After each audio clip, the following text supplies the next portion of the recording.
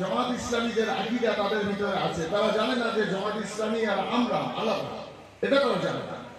হযরত মাওলানা মরহুম মকবুল ইলিয়াস সাহেব রহমাতুল্লাহ আলাইহি জামাতের কাজের জন্য যে তাকিদ দিলেন, তাদের সেই দলের লোকগুলো যদি ভাবে যে জামাত ইসলামী মওদুদী সাহেবের আকীদার মতো তাদের মধ্যেও এই যে ভাবনা যে পীর মুর্শিদদের আলেমদের এদের কারোর দ্বারা কিচ্ছু হবে না, শুধু নবী একমাত্র সুপারিশ করবেন কিয়ামতের দিনে, এই যে ধারণা, এটা আহলে হাদিসদের, মানে যারা আহলে হাদিস বলে আসলে ওরা হচ্ছে লামসাবি, আহলে হাদিস না, আহলে হাদিস আমরা, আহলে কোরআন আমরা, ওরা যারা মাযহাব মানে না আর জামাত ইসলামীরা এরা বলে যে পীর মুর্শিদ আলেম ওলামা এই বুজুর্গ এদের কিয়ামতের দিনে কোনো কাজ নেই, কাজ শুধু নবী।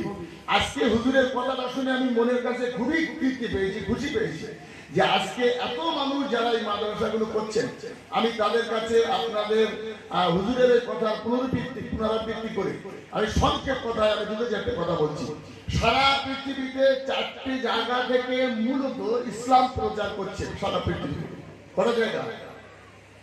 4 জায়গা থেকে। তার মধ্যে 3টে জায়গা যারা প্রচার করেন, এই 3টে প্রোডাক্টের যারা মূল কারিগর, সেই কারিগরটার নাম হলো মাদ্রাসা। বুঝতে পারেননি মনে হয়? 4 জায়গা থেকে ইসলাম প্রচার হয় সারা পৃথিবীতে। আপনি আমি সবাই কম বেশি জানি, সারা পৃথিবীতে যত নবী আল্লাহ পাঠিয়েছিলেন, রাসূল এসেছিলেন, তারা কেউই কোনো মাদ্রাসার শিক্ষক, মুহাদ্দিস, মুফাসসির ছিলেন না। প্রত্যেকটা নবী ছিলেন বক্তা, তারা এই মাঠে ময়দানে ওয়াজ নসিহত করতেন, আর তাদের সামনে যারা বসে থাকতেন তারাই তার উম্মত, তারা তার মাননেওয়ালা ব্যক্তি, আল্লাহকে মেনে নেওয়ানো নবীরা ওয়াজ করতেন। তাই সারা পৃথিবীতে যারা ওয়াজ নসিহত করছেন বক্তা হিসাবে, আলেম হিসাবে, সেই বক্তা এবং আলেমগুলো যদি নবীর ওয়ারিস হয়, কথাগুলো ভালো করে ভাববেন, বক্তা এবং আলেম যদি এরা বলে যে আমরা নবীর ওয়ারিস, আল উলামা ওয়ারাসাতুল আম্বিয়া কথা আছে, আল বক্তা ওয়ারাসাতুল আম্বিয়া নেই কোন হাদিসে, আল ইমাম ওয়ারাসাতুল আম্বিয়া কথা নেই, আল বক্তাও নয়, আল ইমামও নয়, আল পীরও নয়। হাদিস শরীফে এসেছে আল উলামা ওয়ারাসাতুল আম্বিয়া। কথাটা খুব ভালো করে ভাববেন। যেমন রাসূল করিম সাল্লাল্লাহু আলাইহি সাল্লামের কাছে একজন সাহাবী বলছেন, হুজুর আমার কিছু নেক আমলের কথা বলেন। তা হুজুর বলছেন মায়ের সেবা করো। আবার বললেন হুজুর আরো কিছু বলুন, তাহলে মায়ের সেবা করো। আবার কিছু বলুন, তাহলে হচ্ছে মায়ের সেবা করো। তৃতীয়বারে গিয়ে, চতুর্থবারে গিয়ে তো বাপের কথা বললেন নাকি? তাহলে মার কথা 3বার বললেন, মানে বাপ ডাক করলে তো হবে না। নবী করিম সাল্লাল্লাহু আলাইহি সাল্লাম মায়ের সেবার ক্ষেত্রে 3বারের কথা বললেন, বাপের ক্ষেত্রে 1বার বললেন। এখন যারা পিসা হুজুররা আছেন, যারা ইমাম আছেন, যারা বক্তা আছেন, যারা হাফেজ আছে, এরা যদি কেউ রাগ করে, দুঃখ করে যে নবী করিম সাল্লাল্লাহু আলাইহি সাল্লাম বললেন আল উলামা ওয়ারাসাতুল আম্বিয়া, তাহলে আমরা এত মেহনত করছি ওয়াজ নসিহতের মাধ্যমে, মসজিদের ইমামতি করে, আমরা যারা, তাহলে আমরা কি আল্লাহর নবীর ওয়ারিস নই? বুঝতে পারেননি? 4 জায়গা থেকে মূলত ইসলাম প্রচার হয়। নবিয়ানা কাজ ওলামায়ে দ্বীনরা, বক্তারা করেন, আর যারা শ্রোতা থাকেন, তাহলে সেদিনে নবী ছিলেন বক্তা, শ্রোতা ছিলেন সাহাবারা নাকি? নবী ছিলেন বক্তা, শ্রোতা ছিলেন সাহাবারা। তো সাহাবায়ে কিরাম রাদিয়াল্লাহু তাআলা আনহুম তারা যদি নবীর সামনে শ্রোতা হিসেবে থাকেন, তাহলে বক্তা যদি মনে করে যে আমি নবীর ওয়ারিস, আমি ওয়াজ নসিহত করছি, তাহলে নবিয়ানা চরিত্রটা আমার মধ্যে ফুটিয়ে তুলতে হয় নাকি? আমি যখন নবীর ওয়ারিস, তাহলে নবীর কথা বলবো, মানে কাজটা আমার করতে হবে। তাহলে আমি যেমন নবীর ওয়ারিস, সাহাবীদের ওয়ারিস হিসাবে আপনারা যারা শুনছেন তারা সাহাবীদের ওয়ারিস, তারা ভালো করে ভাববেন। তাহলে আমি যদি নবিয়ানা কথা বলার জন্য দাবি করি নবীর ওয়ারিস, আপনি শুনবার জন্য আপনি সাহাবীদের ওয়ারিস, একটু জোরে বলেন না সুবহানাল্লাহ। তাহলে আপনি আর আমার সঙ্গে সম্পর্ক বক্তা শ্রোতা যদি হয়, সেদিনে নবী আর সাহাবীদের মধ্যে যে সম্পর্ক ছিল সেই সম্পর্ক, যেটা হুজুর বলছিলেন, খুব গুরুত্বপূর্ণ কথা। অত বড় মানের মানুষের আর অল্প সময় কি করবে? এখন আমি আপনাদের কাছে বলছি যে এখানে যদি আপনি সাহাবীদের ওয়ারিস হিসাবে বসে থাকেন, আমি যদি নবীর ওয়ারিস হিসাবে বক্তব্য রাখি, তাহলে আপনার এবং আমার মধ্যে সাহাবীদের অনুকরণ আপনাকে রাখতে হবে। আমাকে নবিয়ানা কাজ করার সঙ্গে সঙ্গে নবিয়ানা কথা বলতে হবে নাকি? আমি একটা ছোট্ট ঘটনা বলি। নবী করিম সাল্লাল্লাহু আলাইহি ওয়াসাল্লাম মসজিদে নববীতে বক্তব্য রাখছেন। হযরত আব্বাস রাদিয়াল্লাহু তাআলা খুব অসুস্থ, জ্বর, প্রচন্ড জ্বরে হুজুর কম্বল চাপা দিয়ে শুয়ে আছেন। তো নবী করিম সাল্লাল্লাহু আলাইহি ওয়াসাল্লাম ওয়াজ করছেন। তো হযরত আব্বাসের মেয়ে বলছেন যে আব্বু তুমি যাবে না, মসজিদে তো হুজুর ওয়াজ করছেন, বয়ান করছেন। তো বলছেন মা যেতে তো মন চাইছে, আমি ওয়াজ শুনবো না, নবীটা হয় আসলে আমি উঠতেই পারছি না, মাথা ঘুরে যাচ্ছে, জ্বর। বলবার পরে হযরত আব্বাস রাদিয়াল্লাহু আনহু ঠেলে উঠলেন, উঠবার পরে বলছেন না যাই কষ্ট হয় হোক, বলে কম্বলটা চাপা দিয়ে খুব প্রখর প্রচন্ড জ্বর প্রখর রোদ্রে হযরত আব্বাস রাদিয়াল্লাহু তাআলা হাঁটছেন যাচ্ছেন। তো যেতে যেতে মসজিদ এবং আব্বাসের বাড়ির মিডিল জায়গায় গেছে, এরকম ছড়িয়ে ছিটিয়ে লোক যেন যে মজলিসটা এই যে বিক্ষিপ্ত ভাবে আছে। তো বিশ্ব নবী বললেন বাবা সাহাবীরা তোমরা এইভাবে বসে আছো, এখানে দুজন দাঁড়িয়ে ওখানে দুজন দাঁড়িয়ে তো ভালো লাগছে না, তোমরা একটু ভালো করে জমে জমে সব বসে যাও। যেই বললেন হযরত আব্বাস রাদিয়াল্লাহু তাআলা আনহু, তখন তো দুই রাস্তা এবং মসজিদের মিডিলে। তো হযরত আব্বাস রাদিয়াল্লাহু তাআলা আনহু সেখানেই রাস্তার পাশে গিয়ে সেই কম্বলটা চাপা দিয়ে সেখানেই বসে পড়লেন। বক্তব্যের শেষে আপনার আমার নবী বিশ্ব নবী পার হলেন যখন, দেখছেন কম্বল চাপা দিয়ে প্রখর রৌদ্রে রাস্তার পাশে একজন মুরব্বী বসে আছেন। তো হুজুর বললেন কে গো মুরব্বী, তুমি মসজিদে যাওনি, মসজিদে জায়গা পাওনি, এরকম রাস্তার পাশে বসলে কেন? হযরত আব্বাস ছেড়ে উঠলেন। তো গা দিয়ে ঘাম বার হচ্ছে, মুখটা লাল হয়ে গেছে রৌদ্রে, এবং শরীর তো খারাপ, জ্বর। তো হুজুর জড়িয়ে ধরে কেঁদে ফেললেন, চাচা তুমি যাওনি কেন, মসজিদে জায়গা পাইনি? হযরত আব্বাস বললেন ইয়া রাসূলুল্লাহ, ইয়া হাবিবাল্লাহ, হুজুর আমি তো মসজিদে যাচ্ছিলাম, এই জায়গায় আসার পরে আপনি বললেন যে যেখানে আছো বাবা বসে যাও।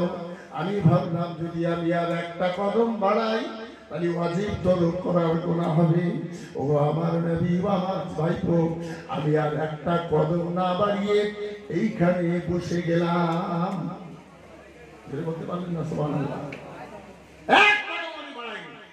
আপনি সাহাবীদের ওয়ালি যদি হন তাহলে হযরত আব্বাসের মতো অনুকরণ করতে হয়। আমি যদি নবী ওয়ালি বলে দাবি করি তাহলে এই কথাটা বলবার সাথে সাথে আমার জীবনে বাস্তবায়িত করতে হয়। মশলা বেশি শিখতে হবে না, কার্যকারী করতে হবে, সেখান থেকে আমল করতে হবে বেশি।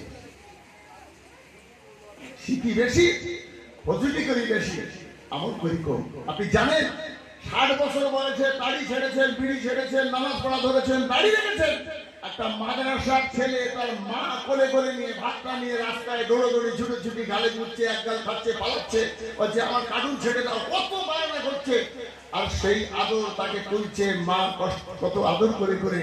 আজকে এই মাদ্রাসার ছেলেগুলোর না আছে কাছে মা, না আছে বাপ, সেখানে তার বিছানা তাকে ফেলতে হয়। ছোট ছোট বাচ্চারা বিছানায় পেশাব করে, সেই বিছানায় পেশাব তার নিজে ধুতে হয়। আর ওই জেলখানার আসামিদের মতো থালাটা নিয়ে লাইন দিয়ে দুটো ভাত নিতে হয়।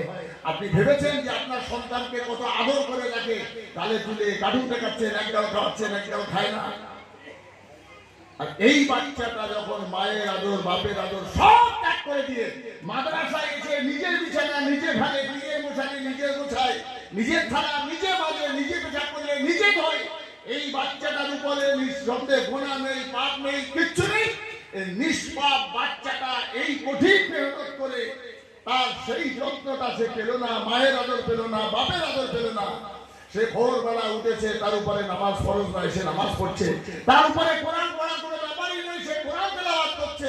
তারপরে সেই ছেলেটা 5 ওয়াক্ত নামাজ পড়ছে, সেই ছেলেটা 5 ওয়াক্ত নামাজের ভিতরে দোয়া দুরূদ শিখছে, শিখতে শিখতে এই ছেলেটার বস্তা বস্তা নেকি সাবালক হওয়ার আগে তৈরি হয়ে যায়। আপনি 60 বছর বয়সে যে নামাজ পড়া ধরে আর মাদ্রাসার তলেবেলদের সমালোচনা করেন, ওর যা বস্তা করিয়েছে নাবালক অবস্থায়, অতটা নেকি কামাতে গেলে আপনি কিয়ামত পর্যন্ত বেঁচে থাকতে হবে। কথা বুঝতে পারেন? এরা তলবেলদের বিরুদ্ধে বলে, এরা মাদ্রাসার ছেলেদের দেখলে ঘৃণা না করে ফকিরি বিদ্যা শিখছে। জানো না, একবার ভাবতে হবে মানুষকে। এই বাচ্চাটার আদর নেই, যত্ন নেই, কদর নেই, মাস্টার পিটছে, পর পেশাব করছে, নিজে দিচ্ছে, দেখছে।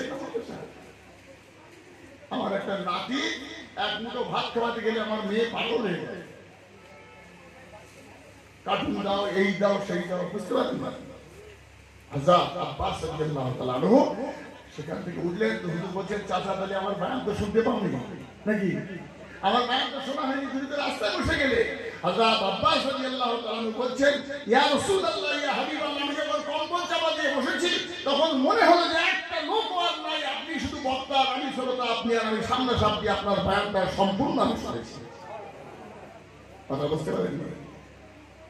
আমি আপনাদের কাছে বলছি যে রাসূল করিম সাল্লাল্লাহু আলাইহি ওয়াসাল্লামের রেখে যাওয়া সেই আদর্শটা এখানে সারা পৃথিবীতে যে চারটি জায়গা থেকে ইসলাম প্রচার হয়, একটা হচ্ছে মাদ্রাসা, একটা হচ্ছে বক্তা জগতের আলেমরা মাঠে ময়দানে, আর আরেকজন ইসলাম প্রচার করছেন সেটা হলো দিনের খেদমত করছেন মসজিদের মেম্বারে বসে ইমাম সাহেবরা। আরেক জায়গা থেকে হয়, ওটা জানা নেই না। মসজিদের ইমাম সাহেবরা দিনের খেদমত করে মেম্বারে বসে, মাদ্রাসার শিক্ষকরা এখানে থেকে করে। একটা প্রাইমারি স্কুলের মাস্টারের যা মাইনে, আমাদের সমস্ত মাদ্রাসার সব থেকে বড় হুজুরের মাইনে তত হয় না। কথা বলেন? প্রাইমারি স্কুলের মাস্টার সাহেবের মাইনে যা একটা মাদ্রাসার যিনি সুপারিনটেন্ডেন্ট, হেড মাওলানা, মোহাম্মদ সাহেব, তার মাইনে অতটা নয়। অথচ মাদ্রাসা শিক্ষকরা ৪,০০০, ৫,০০০, ৬,০০০ টাকার বেতনে চাকরি করে তারা যে ড্রেসে ঘরে ওর বুকি পিটি টান ধরে, আর ১ মাস পরে ও ৩০, ৪০, ৫০,০০০ টাকা মাইনে করার পরে দোকানে সব দিতে দিতে ব্যাস যে মাসটা পুরো টান টান যাচ্ছে, বরকত থাকে।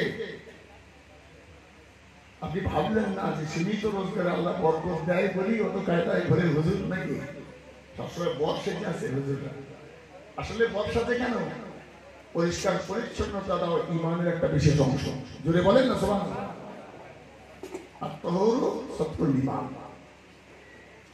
আমি লম্বা সময় না নষ্ট করে আবারও বলছি যে প্রথমত মাদ্রাসা থেকে দিন প্রচার হয়, দ্বিতীয়ত মসজিদের মেম্বার থেকে ইমাম সাহেব দিন প্রচার করেন, আর বক্তারা করেন এই সমস্ত মাঠে ময়দানে।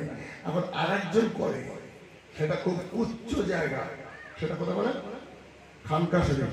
কথা খানকা শরীফ থেকে ইসলাহে কলুব, মানুষের যেটা পিরামিড তরিকাতের মানুষ, ওটা হাকিমুল উম্মাত মুজাদ্দিদে মিল্লাত আশরাফ আলী থানভী রাহমাতুল্লাহ আলাইহি একদিন জিজ্ঞাসা করছে, হুজুর আপনি এত বড় মাপের একজন বুজুর্গ লোক, তো আপনি কি এরকম এইসব কম দামি কাপড় চোপড় পরে? মনে হয় যেন একটা ভিখারি ভিখারি লাগে।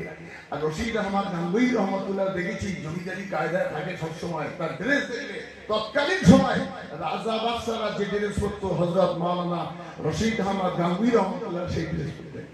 যারা এখানে দানি লোক আছেন, দাতা আছেন, মাদ্রাসাকে ভালোবাসেন, আমি তাদের দিকে লক্ষ্য করে কথাটা বলছি। আল্লাহ যা দেয় তাকে সেই রকম ড্রেস পরতে হয়। আশরাফ আলী থানভী রাহমাতুল্লাহ বলছেন, বলে বাবা মুরিদকে বলছেন, তুমি জানো রশিদ আহমদ গাঙ্গুহি সাহেব আর আমি দুজনে পীর ভাই, একই মাদ্রাসার ছাত্র, আমরা একই প্রোডাক্ট। কথাটা ঠিক, কিন্তু রশিদ আহমদ গাঙ্গুহি যে ড্রেসটা পরে, ওই ড্রেস যদি আমি পরি হাবিবুল উম্মাত আশরাফ আলী থানভী, আমার মনে হয় ওই ড্রেসে আমার নামাজ হবে না। আমি নামাজ পড়তে গেলে বারবার আমার এই ড্রেসের দিকে নজর যাবে, ঝাড়াঝাড়ি করবো। আমি গরিব মানুষ, গরিবই হালতে থাকি। উনি জমিদারের ছেলে, জমিদারি কায়দায় যদি না থাকে, তাহলে ফকির মিসকিন গরিব অসহায় এরকম মাদ্রাসাওয়ালারা গিয়ে ওনার কাছে তাহলে হাত পাতবে না। সেই জন্য ওনার ওই ড্রেস পরে অহংকার আসার কোনো জায়গা নেই। আর ওই ড্রেসটা আমি পড়লে আমার আসার ভয় বলে আমি পড়ি না। যেটা বলতে পারলেন না সব, যার যেমন আল্লাহ দিয়েছে তাকে তেমন ভাবে থাকতে হয়। একটা গরিব লোক এখানে 1 বস্তা সিমেন্ট দেবে, একটা ধনী লোক তাকে 100 বস্তা দিতে হবে নাকি? যে যখন মানুষটা তখন দিতে হয়। তাহলে এই যে খানকা থেকে বুজুর্গানের দিনরা পিরামিড তরিকাতের আধ্যাত্মিক বিদ্যা দিয়ে সেই মানুষগুলোকে যেমন ইসলামের ভিতরে আরো পুক্ত তৈরি করে, তাহলে পীর সাহেবকে আল্লাহর নবী বললেন না ইমাম সাহেব খেদমত করছেন বললেন না। আবার আমি বক্তাকে নামাজ করছি, আমার ক্ষেত্রে বললেন না এই বক্তা তুই আমার ওয়ারিস। রাসূল পাক সাল্লাল্লাহু আলাইহি ওয়াসাল্লাম বললেন আল উলামা ওয়ারাসাতুল আম্বিয়া। আল্লাহ কোরআনে আল্লাহ বললেন ইন্নামা ইয়াখশাল্লাহ মিন ইবাদিহিল উলামা। অর্থাৎ এই মাদ্রাসায় যারা পড়াচ্ছে, মুহাদ্দিস, মুফাসসির, ফিকহ পড়িয়ে প্রকৃত একজন জ্ঞানী তৈরি করার পরে এই প্রোডাক্টের কারখানার মালিক ওরা এখান থেকে তৈরি করে বলে দেয় তুই মসজিদে গিয়ে দিনের খেদমত কর। অর্থাৎ ওই যিনি ইমাম নামাজ পড়াচ্ছেন তিনি নবী মসজিদে নববীতে নামাজ পড়িয়েছিলেন। যারা সেখানে নামাজ পড়ছেন নবীর পিছনে তারা সাহাবীরা নামাজ পড়েছিলেন, তাই নবীয়ানা কাজটা ইমাম সাহেব করছেন। নবীর পিছনে সাহাবীরা যেমন নামাজ পড়েছিলেন, ইমাম সাহেবের পিছনে আপনি নামাজ পড়ার জন্য আপনি হচ্ছেন সাহাবীদের ওয়ারিস। অর্থাৎ মুক্তাদিরা সাহাবীদের ওয়ারিস, ইমাম সাহেব রসুলের ওয়ারিস, বক্তার ওয়ারিস সাহাবীরা রাসূল পাক সাল্লাল্লাহু আলাইহি ওয়াসাল্লামের সামনে বসে থাকা শ্রোতারা পীর ও মুর্শিদদেরকে যে কায়দায় সবক দিয়ে ইসলামে কুলুব তৈরি করে, বিশ্বনবী সাল্লাল্লাহু আলাইহি ওয়াসাল্লামের দরবারে ওই আহলে সুফা যারা থাকতেন তাদেরকে হুজুর যে শিক্ষা দিতেন সেই কাজটা পীরানের তরিকাতের বুজুর্গরা দিনটা করেন। মুহতারাম, তাহলে আজকে এখান থেকে যদি তৈরি করে না দেয় তাহলে ভণ্ড পীর তৈরি হবে। কথা বুঝতে পারেন? সেটা শয়তানের পীর হবে। সেই জন্য একজন পীরত্ব দাবি করবার আগে তাকে প্রকৃত একজন আলেম হতে হবে। একজন যোগ্য আলেম আমলের মাধ্যমে আমাদের হযরত মাওলানা ইলিয়াস সাহেব রহমাতুল্লাহ আলাইহি, শাইখুল ইসলাম হযরত মাওলানা হোসেন আহমদ মাদানী রহমাতুল্লাহ আলাইহি, হাকিমুল উম্মাত মুজাদ্দিদ মিল্লাহ পুরপুরা পীর আবু বকর সিদ্দিকী, আল্লামা রুহুল আমিন সাহেব, এদের কথাটা হযরত সাহেব আব্বাস আলী ওরফে গোরাচা, মুস্তাফা মাদানী রহমাতুল্লাহ আলাইহি, এই মানুষগুলো যোগ্যতার সঙ্গে ইলম শিক্ষা করে তারপরে পীরানের তরিকাতের পথ তৈরি করেছিলেন। তাই যোগ্য আলেম যারা কারখানা থেকে তৈরি হয় তারাই তৈরি করে যোগ্য আলেমকে মসজিদের ইমাম বানায়, তারাই যোগ্য আলেমদের বক্তা হিসাবে পাঠায়, তারাই যোগ্য আলেমদের খানকা তৈরি করে মানুষের ইসলামে কলব তৈরি করার ভাবনা ভাবায়। অর্থাৎ এরা সবাই নবীর কাজ করছেন, তাই এনারা প্রত্যেকেই নবীর ওয়ারিস। জোরে বলেন সুবহানাল্লাহ। আর এদের সাথে যারা আছেন তারা সাহাবীদের ওয়ারিস। আরেকবার জোরে বলেন। কথা বুঝতে পারছেন আমি কি বলছি? নামাজ যদি পড়েন ইমামের পিছনে, তাহলে সাহাবারা পড়েছিলেন, আপনি পড়ছেন। শ্রোতা হিসেবে যদি বসেন, সাহাবীরা শুনেছিলেন, আপনি শুনছেন। নবী সেদিনে মসজিদে নববীতে বক্তব্য রাখছিলেন, সাহাবীরা সেখানে বসেছিলেন। আজকে আপনাকে জানতে হবে যে সবার ঊর্ধ্বে আলেম হাক্কানি যারা মুহাদ্দিস মুফাসসির আলেম দ্বীন, আমার ওস্তাদ হযরত মাওলানা মরহুম মকবুল তাহের হুজুর রহমাতুল্লাহ, যিনি বাংলা মাদ্রাসার প্রতিষ্ঠাতা, সেই মাদ্রাসা সাইফুল্লাহ আমার খুবই শ্রদ্ধা। ওনার বাড়ি দিয়ে গত পরশু দিন ওনার বাড়ির পাশে আমি ব্যবস্থা করে এসেছি। হযরত মাওলানা মুফতি মনসুর সাহেব, বর্তমান বাংলা মাদ্রাসার যিনি পরিচালক, তাহের সাহেব হুজুরের ছেলে, উনি আমার বন্ধু, একসঙ্গে পড়াশোনা করেছি। যাই হোক, আমি আপনাদের সবার কাছে বলছি, অনুরোধ করে এই দ্বীনি প্রতিষ্ঠানে যোগ্য আলেম তৈরি করে আকীদাকে ঠিক রেখে শিরক বিদআত থেকে মুক্ত করবার জন্য সমাজটাকে সুন্দর ছেলে তৈরি করার জন্য সুন্দর আকীদার মাদ্রাসা দরকার। আর সুন্দর আকীদার মাদ্রাসা যদি হয়, ওই দেখা যাবে বিদআত মুক্ত শিরক মুক্ত একটা সমাজ তৈরি করা যায়। তাই আপনি আমি আমরা যারা এখানে আছি, আমি আপনাদের কাছে এই মাদ্রাসা হিতাকাঙ্ক্ষী ভালোবাসার মানুষ, আমার হাওড়া জেলার অনেক ভালোবাসার মানুষ এসছেন যারা আমার বক্তব্য শোনেন, আমি আমাদের মসজিদে মহল্লায় জলসা করতে চাই, তাদের কাছে এলাকার মানুষ যারা এই মাদ্রাসাকে মাওলানা আসাদ সাহেবের হাতকে শক্ত করে মাদ্রাসা যাতে আরো উন্নততর হয় সেদিকে লক্ষ্য রেখে মাদ্রাসা চালাতে কিন্তু ভাই পয়সা লাগবে। পয়সা আপনারা দেন করে চলে। গতদিনে বিরাট একটা অভাবের ভিতর দিয়ে গেল। আমি আপনাদের ছোট্ট একটা ঘটনা বলে আপনাদের কাছে যাচ্ছি, আপনাদের ভাবতে থাকুন, তারপর আমি আপনাদের কাছে হাত পাবো। আমি কিয়ামতের দিনে যেন বলতে পারি, আল্লাহ আমি এই মাদ্রাসার জন্য হাত পেতেছিলাম, আপনারা এক বান্দা আমার হাতেই মাদ্রাসায় দান করেছিলেন। আমি অন্তত আপনার কাছে ভিক্ষা চাইছি মাদ্রাসার জন্য, মানে এটাও আমার নাজাতের উসিলা হতে পারে।